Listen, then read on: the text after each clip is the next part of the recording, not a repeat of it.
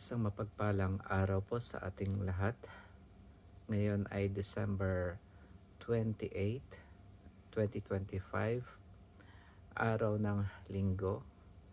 Basahin po natin ang ating mabuting balita ayon kay San Mateo, chapter 2, verse 13 hanggang 15, tsaka 19 hanggang 23. Papuri sa iyo, Panginoon.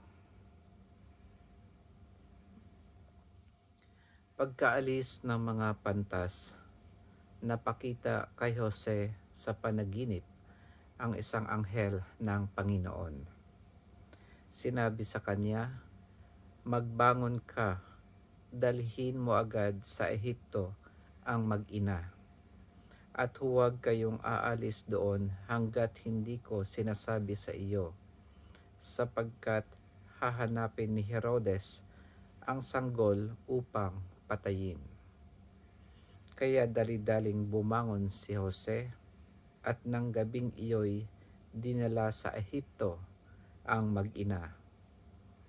Doon sila tumira hanggang sa mamatay si Herodes. Nangyari ito upang matupad ang sinabi ng Panginoon sa pamamagitan ng propeta, "Tinawag ko ang aking anak mula sa Ehipto." Pagkamatay ni Herodes, isang anghel ng Panginoon ang napakita sa panaginip kay Jose sa Ehipto. "Magbangon ka," sabi sa kanya. "Iuwi mo na sa Israel ang mag-ina, sapagkat patay na ang nagtangka sa buhay ng bata." Nagbangon siya at iniuwi nga sa Israel ang mag-ina. Ngunit nang mabalitaan niyang si Arquelao ang naghahari sa Judea, kahalili ng kanyang amang si Herodes, siya'y natakot na pumunta roon. Muli siyang sinabihan sa panaginip, kaya't nagtungo siya sa Galilea. Sa Nazaret sila nanirahan upang matupad ang sinabi ng mga propeta, siya'y tatawaging Nazareno.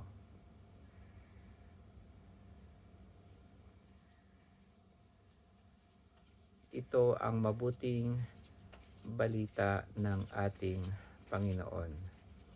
Pinupuri ka namin, Panginoong Hesukristo.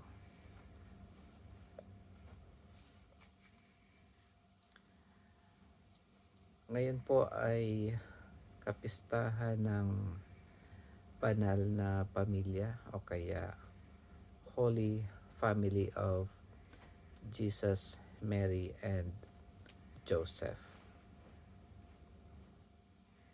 At dito sa nabasa natin ngayon sa mabuting balita, pagkaalis ng mga pantas, nagpakita kay Jose sa panaginip ang isang anghel ng Panginoon. Sabi ay, "Magbangon ka, dalhin mo agad sa Ehipto ang mag-ina, at huwag kayong aalis doon hanggat hindi ko sinasabi sa iyo, sapagkat hahanapin ni Herodes ang sanggol upang patayin." Bakit kaya gustong patayin ni Herodes ang mga sanggol noong panahon na yon na isinilang si Jesus? Ang dahilan po ay mayroong prophecy na ipapanganak ang isang magiging hari ng mga Hudyo o kaya magiging King of the Jews. Kaya malaking threat ito para kay Herodes na mayroong kumalaban sa kanya. Kaya bawat sanggol na isinilang ay kanyang pinagpapatay. Kaya sinabihan ng anghel na umalis sila Jose at Maria doon kasama ng anak niya na ang ating Panginoong Jesus, papuntang Ehipto. At nung tiningnan ko itong kung hanggang kailan sila nanirahan doon sa Ehipto, ay mga 3 hanggang 3.5 years bago namatay si Herodes. At sumunod nun ay sinabihan ulit si Jose na bumalik ulit sa kanilang bayan kasi namatay na si Herodes. Pero natakot si Jose dahil ang pumalit doon ay yung anak ni Herodes. Kaya napunta sila sa Nazareth. Ang napansin ko lang po dito ay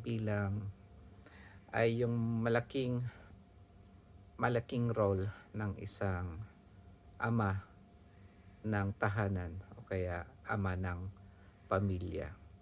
Kasi kung mapapansin ninyo rito, ang anghel ay nakikipag-usap kay Jose at hindi kay Maria.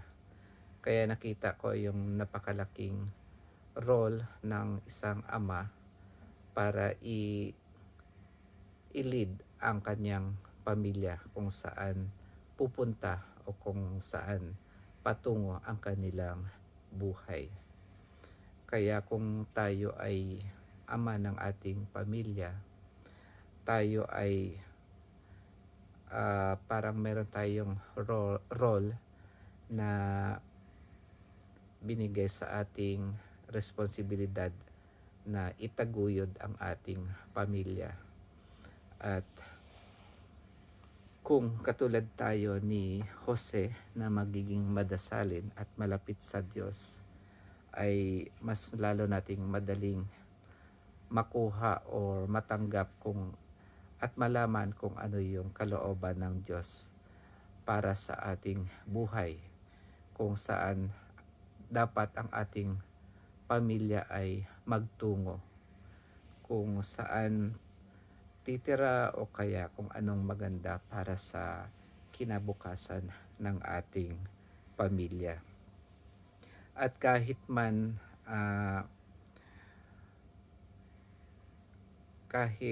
parang dahil sa takot ni Jose ay tumaliwas yung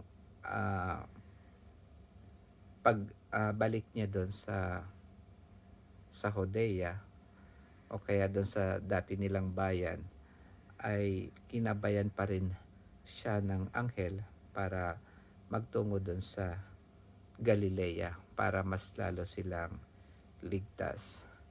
Kaya kahit tayo rin namang mga ama ng pamilya, kung minsan nakakaramdam din tayo kung ano yung kung nasa mga pagsubok tayo sa ating buhay bilang ama ng pamilya, ay mararamdaman din naman natin yon. At lagi tayong humingi ng patnubay sa ating Diyos para patnubayan tayo sa magandang takbo ng ating buhay pamilya. So dito po sa ating nabasa, yun po yung naging reflection ko. Maganda rin yung homily kanina ni Father noong nagsimba kami, at napakaganda ng kanyang mensahe para sa mga umattend ng misa. At ang the best na homily na yon ay sinasabi niya na maging sentro ng ating buhay ang ating Diyos. Ang ating Diyos ang ating gawing sentro ng ating buhay para para lagi tayong ipatnubayan ng Diyos kung ano yung makabubuti.